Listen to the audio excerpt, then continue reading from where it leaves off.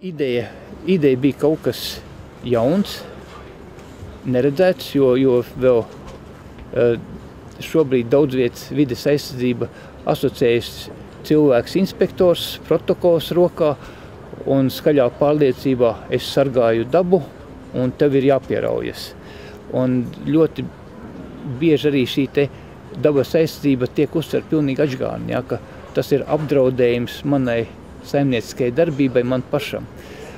Un līdz ar to biosfēras rezervāta izveide bija argumentēt, pamatot, kāpēc biosfēras rezervāts varētu būt kaut kas tāds, kas dod labumu arī tam cilvēkam, kas dzīvo iekšā šajā teritorijā. Un tobrīd bija 43 pašvaldības, un es biju atbildīgais par biosfēras rezervātu izveidi. Tad es arī visās 43 pašvaldībās biju, runāju, visdažādākie argumenti, pretargumenti, pat tika izveidota psiholoģiskā taktika, lai to neizmest laukā pa durvīm. Proti, tādā brīdī gan no starptautiskām organizācijām tika savākti bukleti, kuri varētu derēt skolām, bibliotekām, arī angļu valoda tādā brīdī bija tāds eksotika, ja, kur ļoti daudz cilvēku mācījās šķirstot bukletus vai mode žurnāliem, mēģinot salasīt kaut ko. Un tad tā ideja bija ļoti vienkārša. Ja.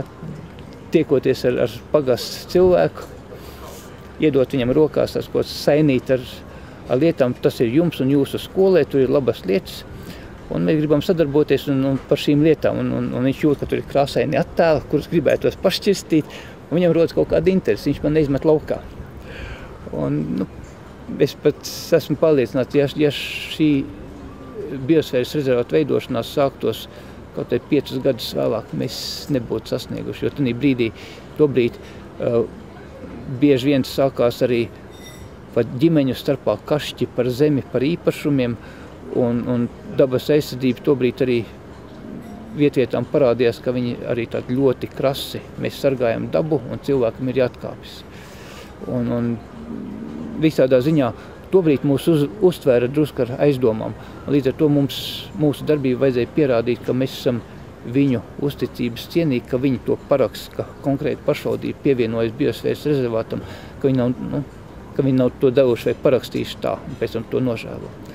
Un es domāju, ka mēs arī atsevišķas lietas arī reāli veidojam tā, ka mums nav kauns.